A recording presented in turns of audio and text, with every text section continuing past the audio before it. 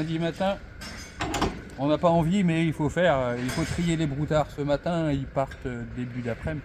Donc là, les broutards sont encore avec les vaches, hein, sous les mers. Hein. Ce qu'on va faire ce matin, c'est essayer de rentrer tout le monde dans le bâtiment, là-bas au deuxième site, hein, de séparer les broutards mâles à partir et de les charger dans la bétaillère là.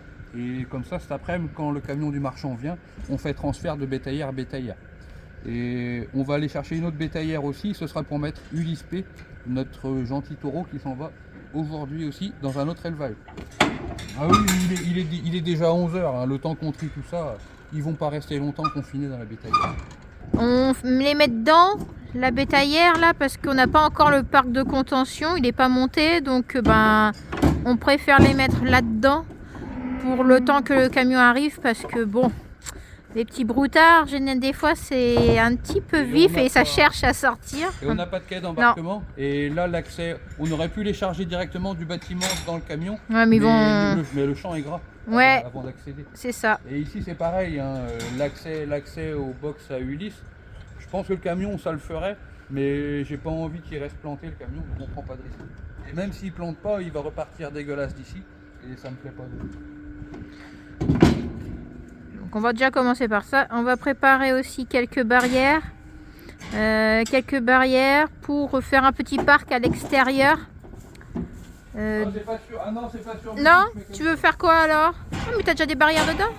Une fois que tout le monde est bloqué dedans, j'aurais mis des barrières à l'intérieur pour essayer de bloquer les broutards, pour diviser ma case en deux. Ah bon, moi je pensais qu'on aurait sorti les mers à fur et à mesure à l'extérieur. Je pense pas. Ah, c'est chiant pas avoir de parc. On n'est pas obligé. Bon, je vais t'aider parce qu'après on va dire heureusement que Julien est là.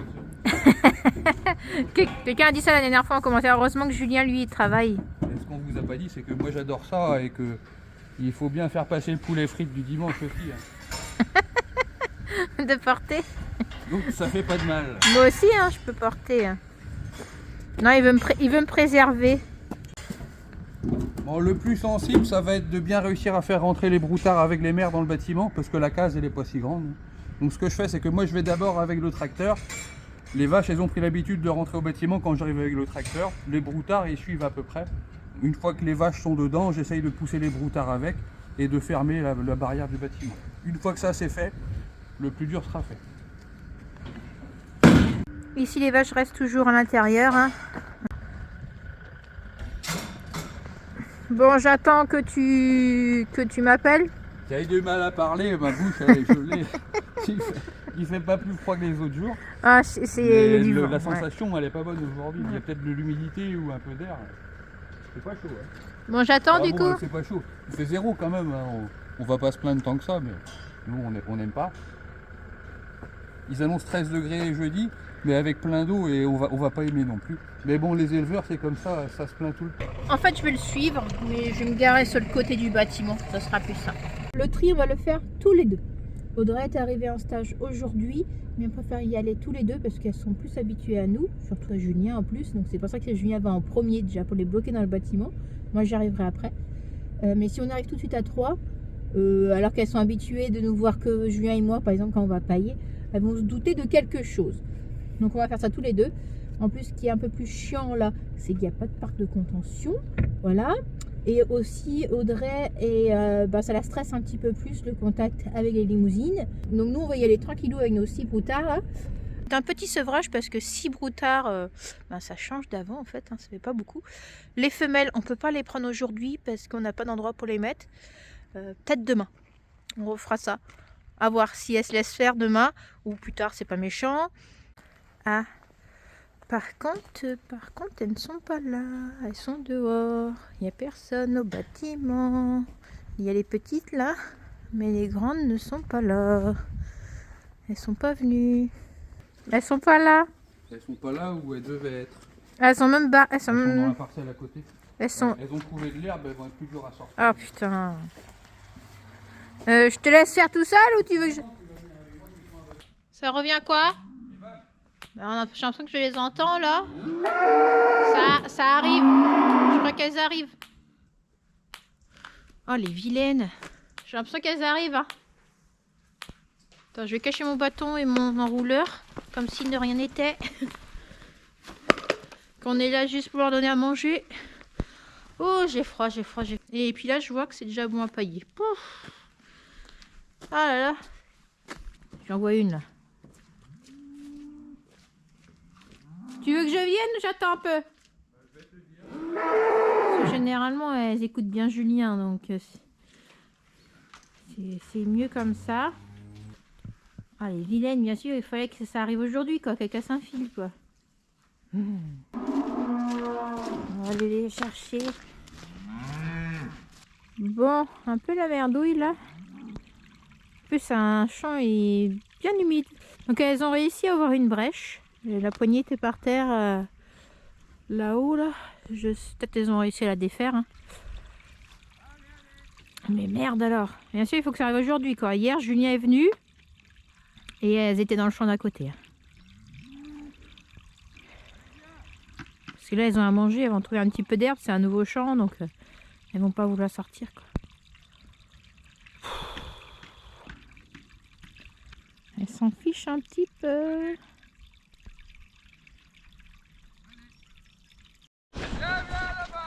Allez, hop. Il y a quelques-unes qui viennent pas. Allez, venez. Allez. Viens. Bon, moi, je vais rester plantée là. Allez.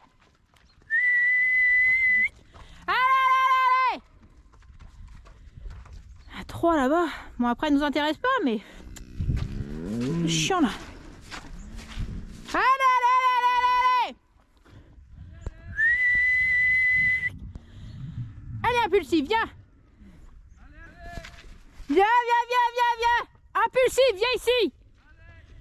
Allez, venez. Allez, j'aurais bien voulu fermer le fil derrière, mais... Oh. Allez, venez. C'est bon, j'ai récupéré 2 vaches. Il n'y a plus personne là-bas? Mais il reste 3 vaches. Il n'y a que 3 vaches, ou 3 génisses. Je pense que ça doit être des génisses. Mais j'ai récupéré au moins les mères des petits. Parce que les petits, ils avaient fait demi-tour. Les vaches ressortent du bâtiment, bien sûr, chercher leurs petits. Moi, j'ai rajouté un pull, j'avais peur d'avoir froid. Tous les jours, elles sont là. Bon, enfin bref, c'est bon, elles sont dedans. Je vais tirer un pull, moi j'ai trop chaud maintenant.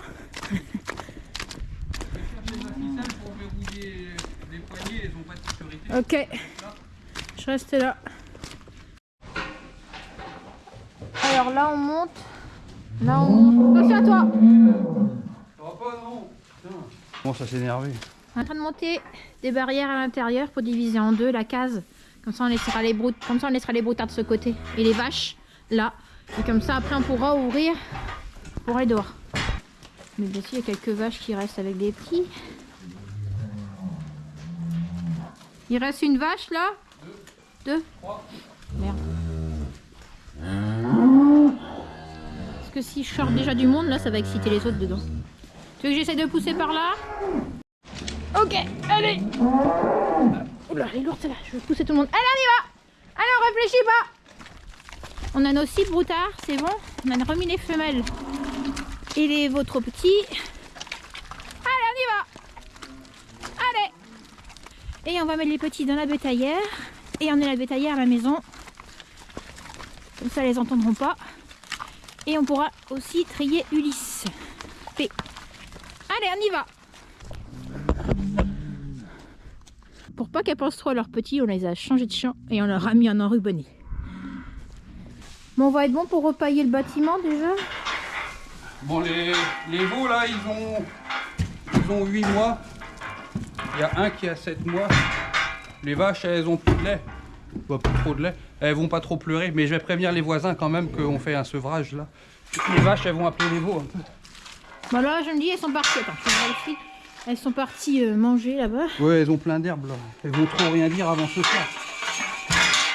Et les petites, elles sont... Et surtout qu'ils sont pas là. Bah oui, c'est ce que je disais. Comme elles vont pas entendre les petits, elles vont rien dire.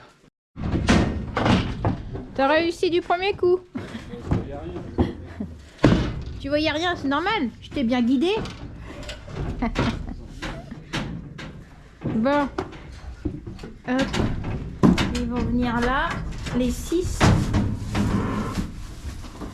Hop, étaler un peu la paille.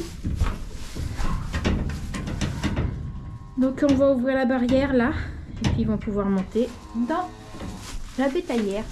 On ouvre un peu.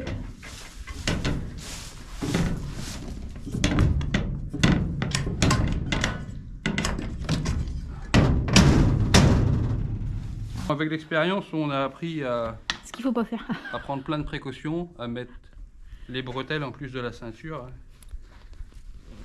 Parce que le moindre truc où on se dit oh ça devrait le faire, bah non ça le fait jamais. Il vaut mieux perdre 10 minutes à préparer ça. Que sinon autant vous dire que si on peut pas les mettre maintenant dans la bétaillère, et ben pour aujourd'hui c'est foutu, on les rattrapera pas. Non. Quoi qu'ils sont dedans, toi tu pousses celle-là et tu restes tenir dessus. Ouais. Tu leur dis bien, vous ne passerez pas.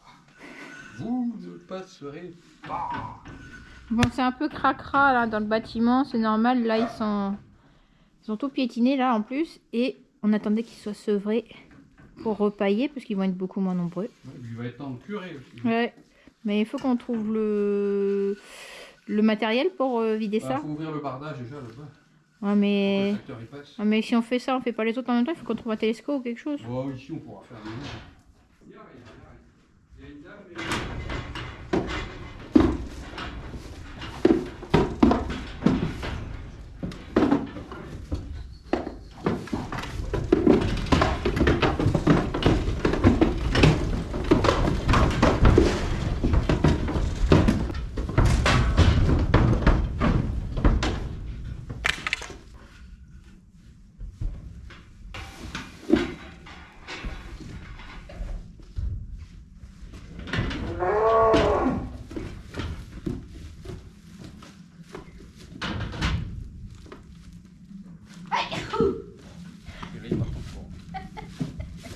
Bon, ils sont dedans.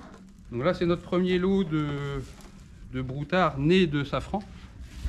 Et c'est impressionnant comme ils sont calmes par rapport à tout ce qu'on a eu avant. C'est génial. C'est vrai qu'ils sont bien montés là. Un grand merci aux gars avec Souvignet, hein, Benoît, Michel, Karine. Top le taureau. Ah oui, ben on en voudrait bien un autre pour dans deux ans peut-être maintenant. Allez, dans 1 an ou 2. Mais sans les corps. Bon, bah la bétaillère pourra être mise à laver. Hein. Ah, elle était bien propre. Hein. Mmh. Bon, par contre, ça va être dur de sortir du champ.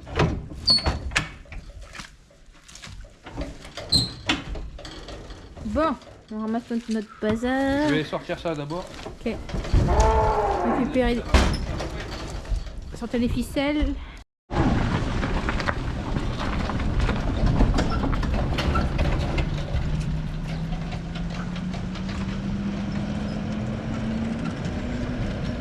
Oh, ça va le faire. Allez. C'est bon. La matinée, elle est déjà super chargée en boulot. Il est 13h, on n'a pas fini. J'ai encore 1 heure de boulot. Non, mais il y a encore Ulysse à aller chercher. Ah oui, mais il faut mettre à bouffer ici tant que je suis là aussi. Ah ouais, mais je sais Et pas. pendant ce temps-là, on nous appelle. Ah ben, il manque des papiers pour les dégrèvements taxes foncières. Il faut fournir ci, ça. Des trucs qu'on n'aura jamais, des papiers qu'on n'aura jamais avant 2 mois. Et il faut les rendre pour dans 15 jours. Ouais. Hein. Les mails, les machins. Là, ça commence vraiment à être chiant. La MSA, c'est pareil. Ça fait 6 mois qu'on a fait nos papiers pour l'affiliation. Bah, peut-être pas 6 mois, ça fait 4 ou 5 mois. Et ben, il n'y a toujours rien de fait. Donc, on téléphone. Ah oui, c'est bizarre, c'est pas fait. Et puis, ils nous rappellent maintenant pour demander des documents. Ah, ça, c'est la partie du métier que je supporte pas. Que vous voyez pas, mais qui est super importante. En fait, nous, la MSA, là, tant que ça ne débloque pas ça, on ne peut rien faire pour le reste. On est bloqué. On peut pas faire d'avance PAC, rien. La MSA, ça n'avance pas. Ouais. Cogedis, les bilans comptables, ça n'avance pas non plus. Donc ils de ont pas ces l'ancienne papiers-là. exploitation, mais il faut ces anciens bilans là pour les mettre à la nouvelle exploitation. Plus, qu'est-ce qu'il y a encore les mutations de terre. Oh, c'est... Et je peux vous dire que dans les bureaux, j'ai du respect pour ceux qui travaillent, mais je sais qu'il y en a aussi qui foutent rien. Et alors ceux-là, ils ont la chance que j'arrive pas à les voir. Maintenant, il faut tout ranger et remettre tiens, les barrières à l'intérieur de la case. Prendre le tracteur. Je vais sortir 2 bottes de foin.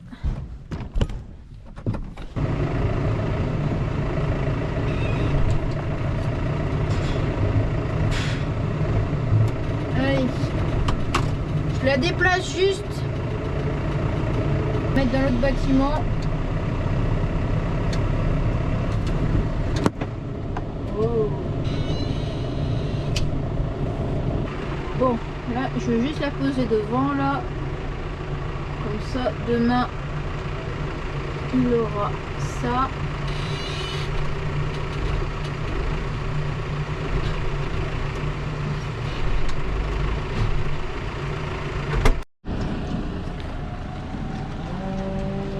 Donc les broutards sont arrivés sur le site principal dans la bétaillère. Et là, on a été chercher une autre bétaillère pour mettre Ulysse P dedans. Il a une grosse tête, le loulou, là.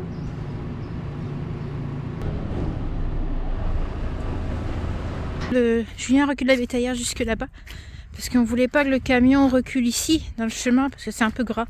On avait peur qu'il puisse pas passer. Donc le chauffeur est là. Il n'y a plus qu'à faire le transfert. On a réussi à avoir que Ulysse. Il voulait pas trop au départ rentrer dans la bétaillère. Hein. On a dit qu'on va mettre des broutards. Il n'y a plus qu'à charger. Ça y est mon loulou.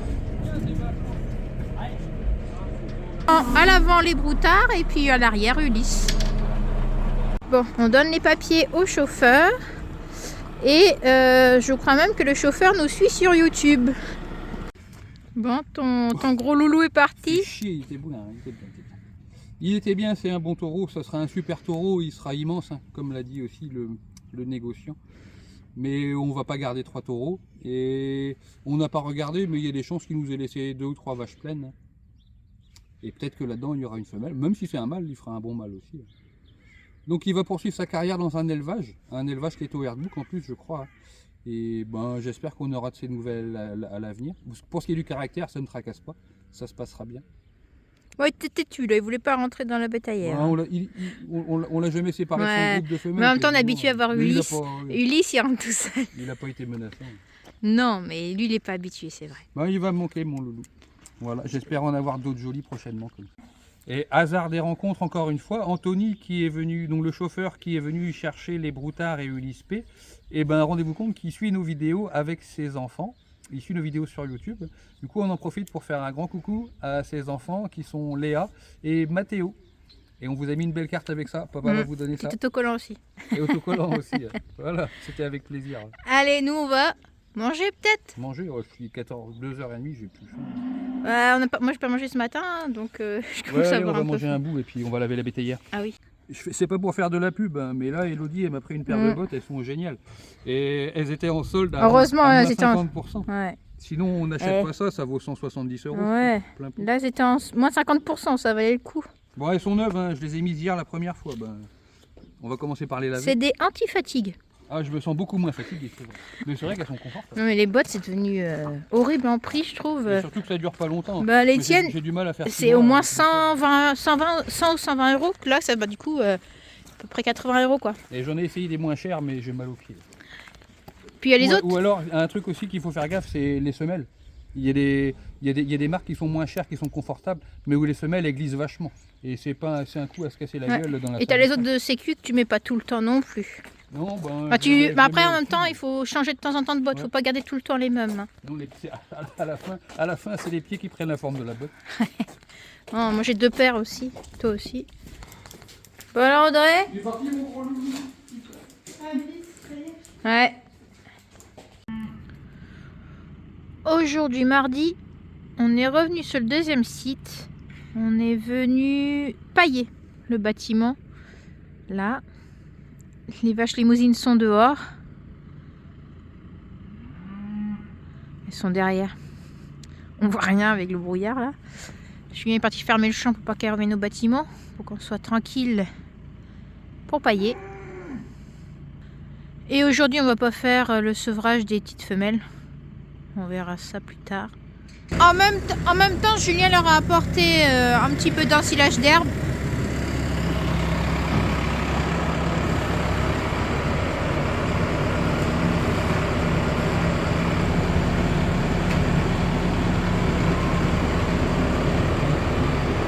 En stock de paille, je pense qu'on sera pas trop mal. Donc il reste tout ça, plus on a des bottes ici sur le deuxième site et on a encore de la paille sur le premier site.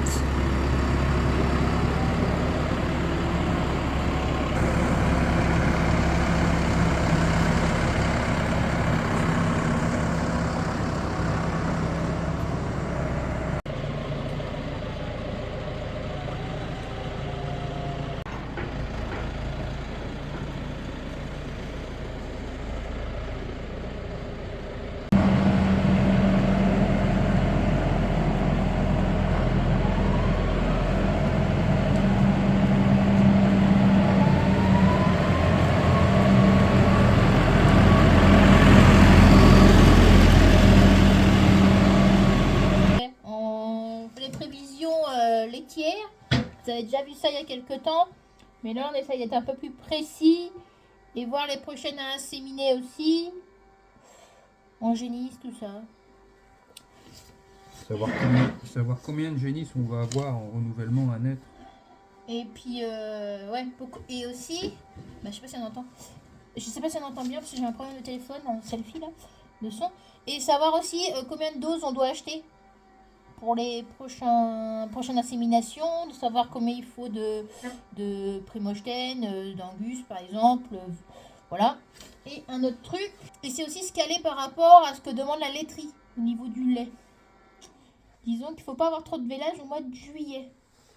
Là, il va falloir qu'on travaille sur les prochaines inséminations. Bon, moi je suis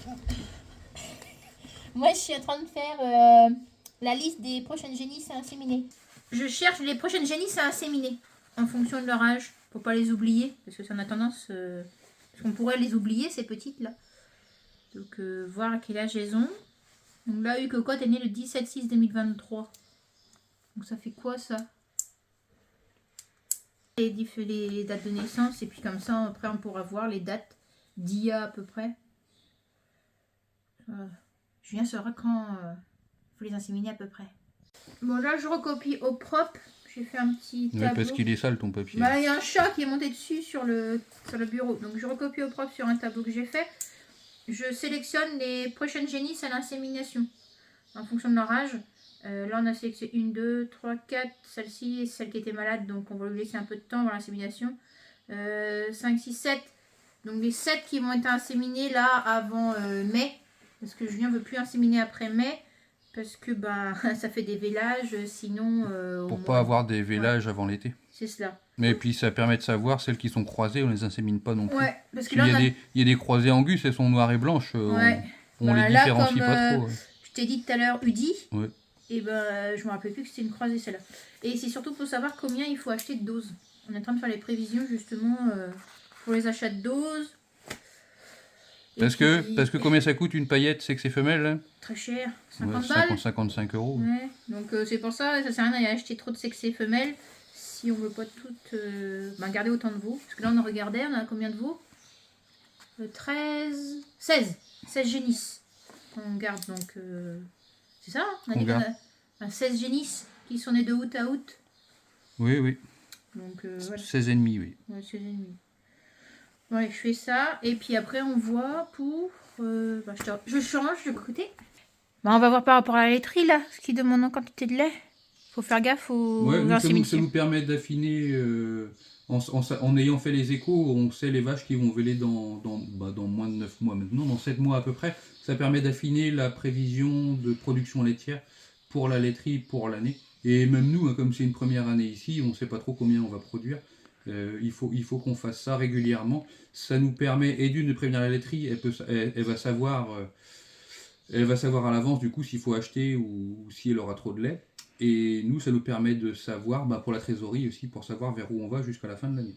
Et ça se présente pas trop mal pour l'instant, si les prix de la laiterie se maintiennent. Parce que là, en ce moment, il y a une négociation entre la laiterie et les producteurs.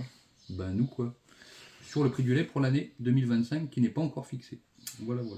Donc c'est pour ça, il faut la laiterie ne veut pas de lait en juillet. Donc va falloir faire très attention au vélage les semaines avant quoi. Voilà, il faut qu'on apprenne à saisonner notre troupeau pour que les vélages ils se passent en gros de août de août à novembre le gros des vélages, et après ça peut véler encore jusqu'en février, mais idéalement il faudrait plus de vélage entre février et fin juillet. C'est pour ça qu'on va arrêter d'inséminer de mai à octobre en gros. On fera plus d'insémination ou alors un minimum, quoi. On n'aura pas le choix de faire quelques-unes quand même, parce qu'il nous faudra quand même du lait. Non, mais il y en aura, ça c'est pas un souci. Moi je suis toujours un peu... comment dire Parce ça que quand on est sur la période de printemps, même si on traite que 60 vaches, mais qu'elles font 25 litres de lait, ça fait... Et ce qu'il y a, la laiterie nous impose tant de volume de production par mois. C'est-à-dire qu'il faut un pourcentage. Il faut pas... Par exemple, en juillet, on n'a pas le droit de dépasser 7,5% de notre référence. Ça fait 35 000 litres. Et si on n'avait pas ce quota-là, nous, on ferait facilement 50 000 litres en juillet, en fait. Donc, on sait faire du lait. Comme avant, on faisait du lait, nous, où on était avant, l'autre laiterie. On en faisait du lait toute l'année. Que là, c'est différent, donc... C'est pas facile, mais bon, faut qu'on s'y mette. Bon, allez, on fait quelques échos pour voir, essayer d'affiner encore un peu plus le truc. Là. Et on revient en calendrier pour noter ça. Et voir si on a besoin d'acheter des doses aussi en... Ouais, de toute façon, je pense qu'on va en prendre un minimum parce qu'on a des très bonnes vaches là qui vont être à inséminer. Et même si on n'a pas forcément besoin de génisse, il vaut mieux les inséminer quand même en sexe et femelle. Et quand ce sera bon à inséminer, si on a trop de génisse à ce moment-là, on aura intérêt à vendre les moins bonnes peut-être pour garder les meilleures. Parce que ce qu'on veut, c'est quand même des bonnes mamelles et du lait. Allez, go. Donc j'avais repris ça vite fait l'autre soir pendant la traite, je m'ennuyais un peu. Elles avaient tellement de lait, c'était long. Où j'avais finito, il me restait un peu de temps après. On a 8 génisses pleines, 4 à échographier, mais qui sont normalement pleines, et 8 à inséminer. On a 20 génisses à véler sur un an, ce qui est bien. Normalement, avec 17-18, on a assez, et ça permettra de couvrir la casse, si on a encore de la casse, pendant l'année. Et donc ça c'est celle à échographier. Celles qui sont pleines, il y avait un bœuf dedans, lui, on le laisse tranquille. Et du coup, on a repris ici nos IA, nos génisses à inséminer avant mai 2025. Donc avant mai cette année. Si elles ne sont pas venues en chaleur avant mai, qu'elles ne sont pas inséminées, et tant pis, elles attendront le mois d'octobre. Ou alors on inséminera une, voire deux dans la période, mais c'est pas le but. Et les autres qui sont un peu limite en âge, qu'on pourrait inséminer en mai, attendre. On a intérêt à les laisser attendre le mois d'octobre. Et comme ça fera des vélages fin juillet et août l'année prochaine, comme on voudra. Ouais, parce qu'en août, on peut refaire du lait. C'est vraiment le juin-juillet que c'est qui veulent pas trop de lait. Mais voilà.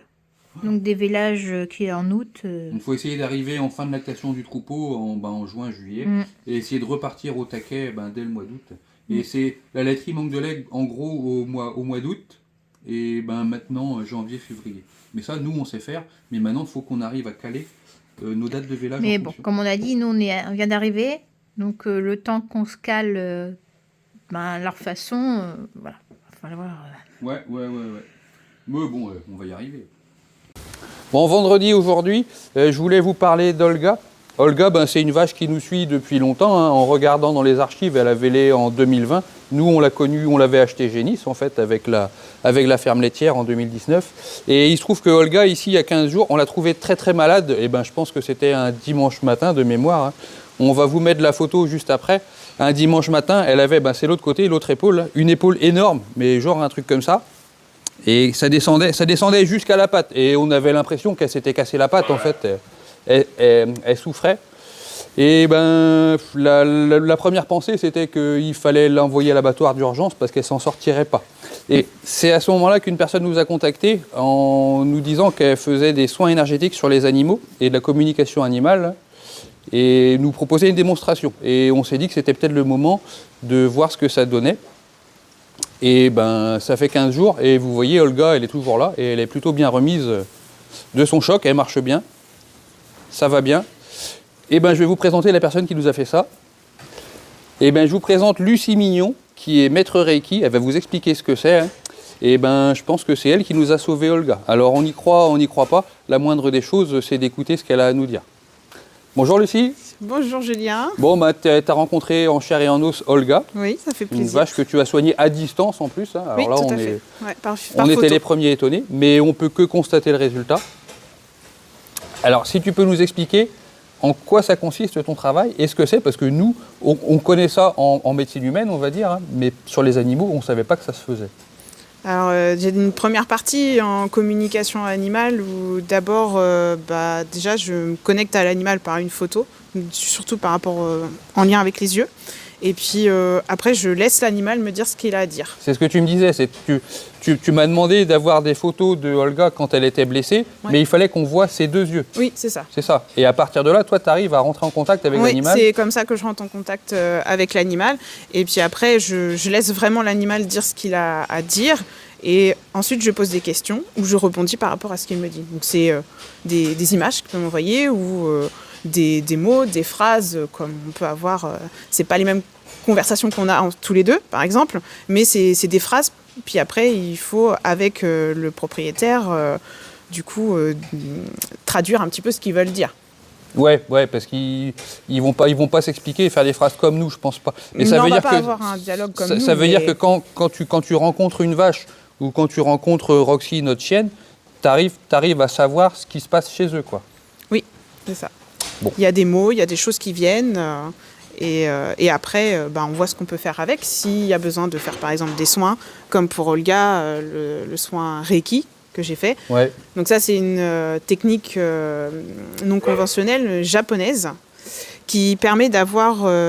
c'est l'énergie, en fait, des éléments naturels qui me permettent de pouvoir soigner les animaux. C'est pas comme le magnétisme. Le magnétisme, c'est l'énergie de la personne. Donc, j'en ai fait du magnétisme à un moment donné. Et en fait, je puisais ma propre énergie pour pouvoir soigner les autres. Ouais. Et à un moment donné, j'ai dit stop. À un moment, t'es crevé, t'en veux plus. C'est quand on fait une vache. Elle demande beaucoup d'énergie. L'énergie. Pendant une demi-heure, après, c'est assez compliqué. Est-ce que, pour faire simple, ton boulot, c'est un peu de rééquilibrer les différentes énergies chez l'animal pour les placer au bon endroit pour le soigner, peut-être ? C'est rééquilibrer l'ensemble. Après, moi, je suis un canal, donc je mets l'intention là où il faut vraiment guérir ou remettre en équilibre. Et après, l'énergie fait le reste. D'accord. Et toi, tu as quand même des bases scientifiques là-dedans, parce qu'il me semble qu'à l'origine, tu es quand même infirmière de métier, c'est ça ? Oui, je suis infirmière de métier, effectivement, fille d'agriculteur. Et c'est pas un truc... Fille d'agriculteur en plus. Ouais. C'est un bon complément pour pouvoir après aller vers les animaux. Mais c'est pas une chose qu'on t'apprend à l'école. Ah non, pas du tout. On t'a pas parlé du tout de ces médecines alternatives un peu non, là ? Jamais. D'accord. Non, en fait, depuis toute petite, je sais que j'ai une capacité intuitive en moi, que je ne savais pas comment faire. Je me sentais différente des autres, mais je ne savais pas quoi faire. Et puis, j'ai laissé tomber ça. Ça a passé par des rêves prémonitoires, des intuitions comme ça. Et puis, il y a un moment donné, ça s'est accéléré. Ouais. Encore plus à mon travail. Le fait d'être en contact avec les patients et tout ça. Ça s'est accéléré jusqu'au jour où il y a 2 ans et demi, où il y a un patient qui m'avait déjà parlé de ça. Un jour, il me dit Lucie, tu pourrais chercher les sources. C'est un bon début, oui. Oui, alors comment dire, c'était un peu bizarre. Et puis, je laissais ça tomber, mais ça restait quand même dans un coin de ma tête. Et ce même patient-là, j'ai ressenti le mal qu'il ressentait dans son cou, un jour en le soignant. En le manipulant un peu. Oui, voilà, je suis infirmière en dialyse, donc du coup, en branchant le patient, on dit ça en jargon infirmière. Du coup, je lui dis, il me dit, j'ai mal, mais sans me dire où. Puis d'un seul coup, je dis, oh, d'accord. C'est pas à gauche par hasard, tel endroit. Ça t'est venu naturellement, en fait. Ouais, ça m'est venu. Et là, je me suis dit, bon, ok, on met devant le fait accompli qu'il faut que je fasse quelque chose avec ça. Donc, c'est ce sens-là que tu as essayé de développer ? J'ai essayé d'aller voir. Et tu t'es formé pour ça, du coup, après hein ? Oui. Alors, dans un premier temps, j'ai été voir des personnes que je connaissais, hypnothérapeutes, magnétiseurs, pour un petit peu me guider et me dire, chaque thérapeute a sa spécialité. Ouais. Et je me disais, mais moi, c'est quoi la mienne ? Parce que là, j'avais un humain devant moi. Et en fin de compte, de fil en aiguille, c'est venu naturellement. Les animaux se sont présentés à moi. Donc, j'ai commencé par faire sur une amie qui m'a dit, écoute, teste avec les miens, fais la communication avec les miens, et on verra bien. Et en fait, dans tout ce que l'animal me disait, il y avait la preuve en physique dans ce monde-là. C'est-à-dire qu'elle me disait oui, ça correspond à ça, ça correspond à ça. Du coup, ça m'a confirmé qu'il fallait. Ça t'a encouragé à continuer. Après, je l'ai fait sur mes chiens. Ouais. Et sur l'animal, Donc, moi, ce qui m'étonne, c'est qu'on puisse travailler à distance quand même. Nous, on a l'habitude, le vétérinaire, lui, il fait des piqûres. L'ostéopathe, il manipule un peu. Mais toi, tu peux faire ça à distance, quoi. Ouais. Ça m'impressionne. C'est même, entre guillemets, c'est même plus efficace pour moi d'être dans ma bulle, à distance, d'avoir la photo, d'être tranquille. Parce que là, en fait, le problème, c'est que elle est là. Je peux faire du Reiki en présentiel, puisque c'était ça au début que j'ai fait quand je me suis formée. Oui. Mais le souci, c'est qu'il y en a plein d'autres. T'es dérangé un peu par tout le monde et par ce qu'il y a par le lieu aussi. Parce que des fois, je suis tombée sur des situations où le lieu était un peu pollué, on va dire, en énergie négative. Et c'est plus compliqué de se mettre en communication, de se mettre en soin, alors que quand je suis dans ma pièce à distance, j'ai la photo, j'ai que l'animal vraiment en tête et je suis vraiment concentrée que sur l'animal. Et nous, on peut que constater que ça fonctionne. Hein. Ça a fonctionné sur Olga, je pense que ça fonctionne sur d'autres animaux. Tu as eu d'autres retours positifs comme ça, j'imagine? J'ai commencé d'ailleurs sur une vache, en soins, en magnétisme au départ, avant de faire le Reiki. Parce qu'en fait, le Reiki, ça évite que je reçoive le mal. Et vu que l'énergie, elle vient d'ailleurs et pas de la mienne, je peux en faire plusieurs aussi. Et je peux faire des plus gros animaux. Les répercussions sont moindres par rapport au magnétisme, quoi. D'accord. Et oui, les soins, j'ai commencé sur une vache qui, en descendant de bétaillère, ça a chahuté, c'était tellement content d'arriver dans la prairie au printemps que du coup elle s'est blessée à la patte. Oui. Et vraiment, un peu la même image que Olga, c'était terminé pour l'éleveur, que ça allait être fini. J'ai essayé, je me suis dit, je sais pas ce que ça va faire. Et l'animal, il vit encore. Et c'est reparti? Ouais. Bon, il y a certains parmi vous, là, je le sens déjà d'ici, qui ne vont pas y croire du tout. Hein. Mais il faut se dire que nous, en bio, depuis le début, on utilise déjà des médecines alternatives, puisqu'on est amené à utiliser des huiles essentielles, donc de l'aromathérapie. Acupuncture, on a eu fait déjà aussi. Et ostéopathie, maintenant, ça vient de plus en plus, et chez les conventionnels aussi, pas que chez les bio. Et il n'y a pas de raison qu'on s'ouvre à d'autres médecines alternatives. On y croit, on n'y croit pas. Même les plus sceptiques, genre par exemple mon mari, qui n'y croyait pas du tout au départ, quand je lui ai dit « c'est bon, j'ai trouvé ma voie, ça va être sur les animaux », il m'a regardé, on en reparle. Et aujourd'hui, c'est le premier à me soutenir et à me dire « tiens, regarde, là, tu pourrais faire ça » ou me donner des idées, quoi. Même les plus sceptiques peuvent être convertis, si on peut dire. Bah oui, je pense, ouais. Mais je pense que ce qu'il faut, c'est le montrer pour de vrai et montrer qu'il y en a qui utilisent ces méthodes-là. En médecine humaine, ça existe aussi. Ça se fait. Toi, tu peux le faire chez les humains aussi. Je le fais aussi chez les humains, ouais. Et moi, c'est une médecine que j'ai utilisée quand j'étais plus jeune parce que j'avais des soucis de santé. Et là où la médecine classique pouvait rien faire parce que c'était des problèmes de dos, de vertèbres qui se déplaçaient souvent, et le Reiki, là, moi, ça m'a sauvé le dos. Hein. C'est vrai que je suis souvent la dernière roue du carrosse. Pour en avoir parlé avec des vétérinaires, un contrôle médical, c'est obligatoire. Puisque dans le physique, il y a besoin de faire des choses. Mais après, quand vraiment c'est terminé, on n'arrive plus à faire quoi que ce soit, c'est là où l'énergétique peut prendre le relais. Donc c'est vraiment une complémentarité. C'est pas pour voler la place de quelqu'un.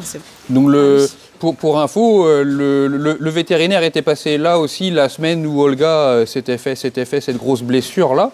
Le vétérinaire venait pour voir d'autres animaux. Et on lui avait montré Olga en même temps, avec sa grosse patte énorme. Là. Et le vétérinaire, lui, non, il a bien constaté qu'il y avait un hématome énorme, mais n'avait rien dans sa boîte pour faire du bien pour Olga. Là où toi, tu as réussi à tout faire dégonfler, et plutôt rapidement. En fait. Ce qui m'a super étonné, c'est que, en gros, dimanche matin, Olga blessée, je prends contact avec Lucie, qui dit, envoie-moi des photos, je vais essayer de travailler avec Olga. Et lundi matin, j'arrive ramasser mes vaches là, à 6h, 6h15 comme d'hab. Et je me dis, tiens, Olga, dis donc, ta patte, elle a déjà... Ça va mieux, c'est bizarre. Et je vois le message de Lucie qui venait d'arriver et qui me demandait si j'avais vu quelque chose sur Olga parce qu'elle avait travaillé sur elle à distance. Et là, je me suis dit, dis donc... J'avais fait le matin de bonne heure avant que tu fasses la traite. Ouais, et j'avais dit ça à Elodie avant de voir ton message, je crois. J'ai dit, tiens, Olga, d'un coup, ça va mieux. Et une demi-heure après, il y avait le message. Ah ça par exemple. Donc voilà, ça donne à réfléchir. Bon, je m'attends à recevoir des commentaires de misère cette fois là-dessus. Hein. Ceux qui sont sceptiques, eh ben, vous pouvez essayer. Ceux qui n'y croient pas du tout, ben, restez dans votre coin et pleurez et puis appelez le vétérinaire, hein, c'est tout. Alors là, celui-là, c'est le bon côté. Elle nous présente que son bon côté hein, aujourd'hui, Olga. Bon, Roxy. Bien, Roxy. Attention à toi, Lucie. Ouais. Et voilà, de ce côté. Vous voyez, il y a un hématome là. Je peux montrer. Ça montait vraiment jusque-là et ça descendait là. Ouais. Ah, mais merde. On voit que ça a bien diminué.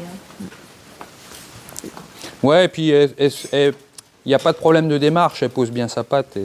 Ça se verra peut-être pas beaucoup, mais je vous assure que c'était vraiment impressionnant et que c'était tellement gros qu'elle prenait toute la place hein, dans sa stalle à la salle de traite. Là. Ouais, ça montait bien ici. Hein. Et la grosseur, c'était vraiment aussi gros là, et ça descendait jusque dans la patte. Quoi. Donc là, elle est sauvée. Et voilà, c'est plus dur. Hein. Là, c'est plus que de la flotte maintenant. Hein. Ça va s'en aller tout seul. On ne sait pas comment c'est arrivé. Hein. C'est un gros choc. Hein. Soit une grosse chute, soit une vache qui aurait tapé dedans très fort. Hein. Après, ceci dit, je ne lui ai pas fait de communication. Je me suis seulement concentrée en Reiki pour vraiment l'apaiser. Sur le soin, je ne lui ai quoi. pas demandé le pourquoi du comment, mais elle aurait été capable de nous dire ce qui s'était passé exactement. Donc elle aurait pu te décrire l'agresseur peut-être. Hein. Mais alors après, pour trouver la vache qui avait pour ça... trouver laquelle, ça aurait été compliqué. Mais les circonstances, Oui. ça aurait pu. On va avoir plein d'appels. Hein, tu sais, qui s'est cassé. La communication animale, c'est universel. Donc je peux avoir un chien qui vient, je sais pas moi, des États-Unis et ne pas parler la langue forcément et d'avoir quand même la communication avec Les informations, l'animal. tu arrives à les avoir quand même. Quoi. Ouais. C'est quand même dingue ça. Donc Lucie peut s'occuper des animaux, elle peut s'occuper des humains aussi. Si ça vous intéresse, sceptique ou pas, moi je vous conseille d'essayer. Hein. Donc on vous met le lien, l'adresse mail de Lucie, ainsi que les différents liens vers ses réseaux sociaux. Vous pouvez prendre contact pour une demande de devis par exemple parce que dire le motif et puis moi je vous fais un devis. Parce que les tarifs ça dépend de la taille de l'animal, de ce qu'on veut faire dessus, s'il y a une situation urgente, si on veut faire que du Reiki ou que de la communication animale. Voilà. Ou si c'est humain aussi, que les humains c'est... Voilà. Je fais en fonction de ce que j'ai en face de moi et du travail à faire. Parce que mine de rien, on n'en a pas encore parlé, mais ça prend du temps. Là, par exemple, j'ai passé 3/4 d'heure sur Olga. J'ai déjà eu jusqu'à 2 heures, que ce soit en communication animale ou pas. Ça dépend vraiment du travail qu'il y a à faire derrière. Quoi. Je m'adapte. Et je disais tout à l'heure que c'était beaucoup intuitif, mais je me forme continuellement. Par exemple, j'ai commencé à me former, donc la communication animale, pour vraiment poser les bases de ce que je pouvais percevoir. Ensuite, je me forme aussi avec un kinésiologue. Donc là, c'est plutôt la partie humaine, mais qui m'aide aussi pour les animaux, parce que c'est très complémentaire. Je travaille avec un géobiologue, une psychothérapeute énergéticienne, une hypnothérapeute, un hypnothérapeute. Donc voilà, c'est vraiment, je m'appuie aussi de personnes qui ont de l'expérience à côté, je pars pas de nulle part et ça confirme mes bases et petit à petit, voilà, j'agrandis aussi mes capacités. Ouais. Et ben, en parlant de ça justement, t'as trouvé comment Olga? Elle s'est laissée plutôt faire, elle était plutôt sympa Ce qui était marrant, c'est que même si j'aurais pas vu les vidéos que vous faites tous les deux depuis un moment, j'aurais deviné que c'est une vache qui est câlinée tous les jours. Parce que là, je sais pas si elle va le faire aujourd'hui, parce que je sens un peu la ville. Mais en fait, elle a posé sa tête comme ça sur moi. Et j'étais vraiment là de chaque côté. Tu veux ? Non, tu veux pas. De chaque côté d'elle, en fait, en train de faire le soin comme ça, en fait. Vraiment le tour de son cou. Elle était posée là et vas-y, fais ce que tu veux, quoi. C'était vraiment ça. Elle a vraiment été super comme vache pendant le soin et c'était la première fois qu'il y avait un animal qui se laissait faire comme ça. Donc, du moins pour les vaches. Bon, faut savoir qu'ici dans le troupeau Olga, c'est une des plus cool aussi. Hein. Élodie l'appelle numéro 7 parce qu'elle a un 7 blanc sur la tête. Tous les stagiaires la connaissent ici parce qu'elle se laisse approcher facilement. Ouais, ça ne nous étonne pas, mais on est content d'avoir des animaux comme ça, plutôt réceptifs.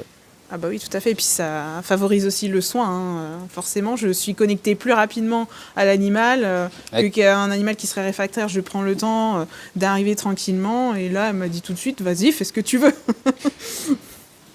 Eh ben, on suit maintenant l'évolution de notre Olga, mais ben, on s'en fait pas trop. Ça va dans le bon sens. On remercie encore une fois Lucie. Avec plaisir. Et surtout, n'hésitez pas. Donc pour préciser, on a déjà dit que Lucie pouvait s'occuper des animaux d'élevage, des humains, mais on n'a pas parlé des animaux de compagnie. Et ça, tu peux gérer ça aussi, quoi. Oui, tout à fait. Les chiens, les chats. Qui l'a bien compris tout à l'heure en arrivant. Elle avait l'air plutôt réceptive aussi, Roxy. Oui. Là, elle est cool, tranquille, elle adore. Mais oui, tout à fait, je fais les animaux domestiques et les animaux d'élevage. Que ce soit les chèvres, les chevaux, les vaches, chiens, chats. Je veux faire un petit point sur une vidéo qui est sortie il y a quelques semaines maintenant. C'était quand on avait dû vider tout un tank parce qu'on avait branché Choupette qui était tarie et qui avait eu des antibiotiques. Alors ça n'arrivera sans doute plus, je pense pas. Mais si on nous a dit, bah oui, il fallait la sortir du troupeau, c'est ce qu'on fait d'habitude. Il faut mettre des bracelets, machin, c'est ce qu'on fait aussi. Là, ce qu'il y avait, c'est que Choupette, on l'a laissé dans le troupeau, c'est parce que le bâtiment des taris était plein. On a juste une petite stabule où on peut mettre 4 vaches, 5 grands maximum. Et là, c'était déjà archi plein. Au champ, on voulait pas mettre les taris à ce moment-là parce que c'était archi trempé. Elles n'auraient pas profité du tout. Donc, on avait fait le choix de laisser Choupette dans le troupeau. Et son bracelet à ce moment-là, vu les chemins comme c'était gadouillou, ça se voyait pas trop. Mais bon, avec plus de peinture sur les pattes et plus de vigilance, ça serait pas arrivé. Quoi qu'il en soit, nous le but d'habitude, c'est que toutes les vaches taries, elles soient sorties du troupeau laitier. Ça nous arrive encore de laisser une ou deux taries parmi les vaches laitières quand ça passe pas ailleurs, mais pour alors maintenant on met de la peinture sur la mamelle carrément et on les rate plus. On essaiera aussi d'autres bracelets plus plastiques, beaucoup plus lisses, où la boue elle accrochera moins dessus. Et à l'avenir, même si on rebranche des vaches comme ça qui étaient taries, on aura moins de risques parce que depuis Choupette, on n'a eu aucune vache à traiter aux antibiotiques au tarissement. Et ça se peut qu'il n'y en ait pas du tout à faire dans l'année non plus. Voilà, et bon, pour tout ça pour dire que c'est un problème d'organisation encore et de manque de place, parce que ce qui nous manque en fait, en gros, c'est un bâtiment pour les taris et pour un lot de génisses qui reste encore dehors. Nos cédants, eux, ils utilisaient le deuxième site pour ça, pour mettre et les génisses et les vaches taries en hiver. Nous, ce deuxième site-là, il nous sert pour nos vaches limousines, donc il n'est pas dispo. Et c'est pour ça, si on avait un autre bâtiment, ce serait plus facile. Donc on va y réfléchir à l'avenir. Et en attendant, il faut qu'on s'organise différemment. Autre chose aussi, le vétérinaire était passé il y a 10 ou 15 jours maintenant. C'est quand il fallait euthanasier Rapide qui était tombé sur le béton. En même temps, on l'avait fait voir Olga avec sa grosse patte et on avait montré aussi une génisse du lot des génisses de 1 an à peu près là. C'était les 12-18 mois où elles avaient été parasitées. On les avait rentrées du champ en urgence, on avait traité tout le monde. Hein. Il y a une génisse, la plus jeune, qui était morte. Et il y en a une autre, là, Usine, qui depuis, elle est restée très maigre. Et quand le vétérinaire était venu, on lui avait montré cette génisse-là. On a fait une coprologie parce qu'on pensait qu'elle était encore parasitée. Les résultats sont tombés hier, il n'y a rien, il y a 0 en copro. Et c'est juste qu'elle a tellement maigri, nous explique la vétérinaire, c'est qu'elle a beaucoup de mal à se refaire. Mais en attendant, il n'y a pas grand-chose à faire que de bien la soigner et d'attendre qu'elle se remette en état. Et sans doute qu'avant le printemps et la mise à l'herbe, elle ne fera pas beaucoup d'état. Même si on supplémente, donc elles ont foin à volonté, les restants d'auge des vaches laitières et des granulés et des céréales en plus. Mais malgré ça, c'est très très long à retaper. Mais au moins, au niveau santé, ça va bien. Petit point à nouveau sur la grippe. Donc ça fait 2 semaines que la grippe a commencé. Donc on avait mis du foin dans la ration, on avait mis de l'argile à volonté. Et on avait surveillé tout ça. Au final, là, ça a mis 2 semaines à revenir dans l'ordre. Elles sont revenues au niveau de lait qu'elles produisaient avant le passage de la grippe. On n'a pas eu de perte, il n'y a pas eu d'animaux très touchés. On a juste la dernière vache qui avait lait qui a maigri. Elle a pas de température, mais elle a dérouillé. Elle a eu la diarrhée, mais ça passe aussi. Et par contre, il y a son petit veau, lui, je suis pas sûr qu'il s'en remette. Hein. On l'a traité toute la semaine aux antibiotiques et anti-inflammatoires. Hein. Et il n'a pas de diarrhée, hein, mais vraiment, on sent qu'au niveau de l'état général, il va pas bien du tout. Et lui, c'est pas sûr qu'il s'en remette. C'est un petit croisé limousin. Mais voilà. Et à part ça, sur le reste des vaches, toutes celles qui avaient la diarrhée, c'est rentré dans l'ordre et elles sont remontées en production. On s'en sort bien. On aura perdu à peu près 400 € de lait sur la période. Mais voilà, c'est sans casse. On se pose la question là quand même de l'apport en vitamines. On trouve que les vaches là, il leur manque quelque chose en ce moment. L'argile, quand on en met, elle se jette dessus. Le sel, les blocs de sel sont à disposition à volonté. Elles n'arrêtent pas de se jeter dessus en ce moment. Alors qu'on met déjà 50 grammes de sel par vache par jour dans la ration. Donc il y a un truc qui leur manque. Et du coup, on réfléchit à un apport en vitamines, surtout les AD3E, les essentiels. Il y en a déjà dans le minéral qu'on apporte dans la ration des vaches, mais il semble que c'est pas suffisant. On va pas doubler la dose de minéral qu'on apporte aussi, parce que ça coûte 800 € la tonne, ça va coûter très cher. Hein. On voudrait pas utiliser les... ça m'embête d'utiliser les bolus de vitamines, là, parce que c'est pénible à faire. Hein. Il y a 80 vaches, ou 75 vaches à traiter du coup. Et les bolus, ça coûte super cher en plus. On réfléchit là à apporter les vitamines directement dans l'eau de boisson des vaches. Et on réfléchit à réutiliser la pompe doseuse qu'on avait dans le Morbihan et qu'on a ici. Elle ne sert pas à traiter l'eau puisqu'on est sur l'eau du réseau, on n'a pas besoin de traiter l'eau. Donc on va voir si on peut réutiliser cette pompe là pour apporter les vitamines directement dans l'eau des vaches. Et le vétérinaire nous avait prévenu que chaque hiver, de toute façon, on aurait eu besoin de traiter nos animaux parce que par ici, les fourrages sont très carencés en vitamines. Et puis voilà, on termine avec beaucoup de paroles. On va peut-être vous mettre quelques images de vaches après ça pour détendre un peu l'atmosphère. C'était pour faire le bilan de tout ça et dire que voilà, on repart sur des rails, on reprend la routine au niveau de la production des vaches et tout ça, ça va aller.